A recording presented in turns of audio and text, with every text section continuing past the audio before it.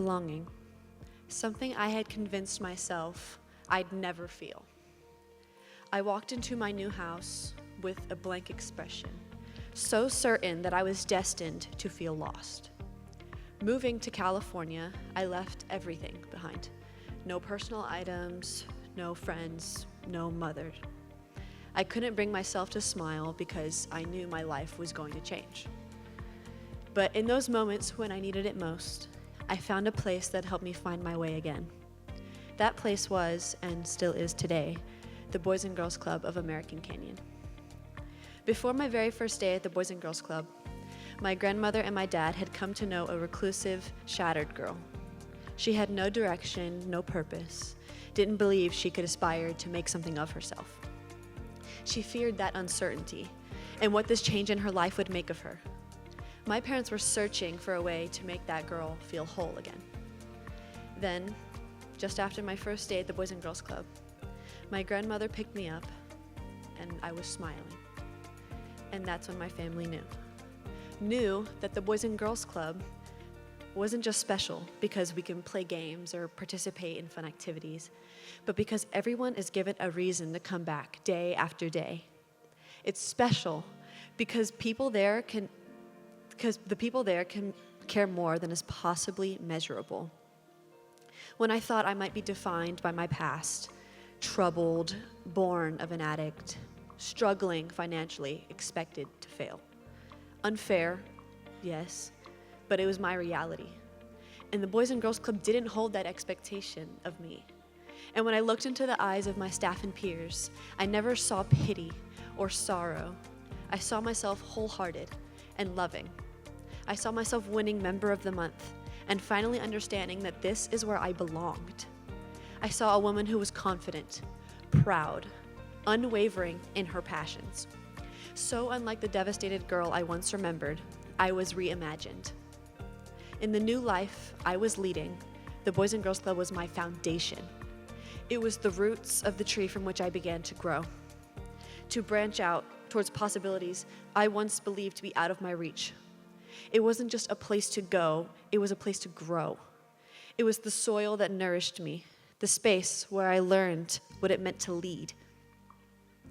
As I grew older, I found new opportunities through the club, opportunities that redefined who I was.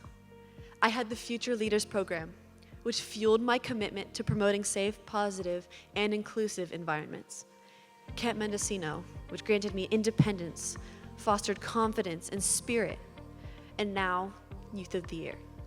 Nowhere would I rather share my story than with the very program that rewrote my narrative. When I didn't have both of my parents to guide me, I had the staff to teach me through Smart Girls what it meant to be a woman and how to feel empowered as one. When I walked in the front doors without a single friend that didn't live across the country, I had members who invited me to play Gaga and make friendship bracelets as if we had known each other for years. When my dad worked night shifts and my grandmother rushed from nap after work to pick us up, I had people who would wait with me, listening patiently as I rattled on about my day, to the point where I spent more time awake at the club than I did in my own house. Yet my parents never seemed to mind because still I smiled. I began to realize if this is what change looks like in my life, it wasn't something I should fear, but revere. Throughout my journey, my mentors were master sculptors, chiseling away my insecurities and doubts, revealing within me a voice that had been waiting to be heard. I was reimagined, changed. Having experienced nothing but solitude and uncertainty, I was met with companionship and security. The Boys and Girls Club gave me the autonomy of choice, to start fresh on a blank page, to grow under the nourishment of light rather than wither in the shade. From that first day, that has stood true.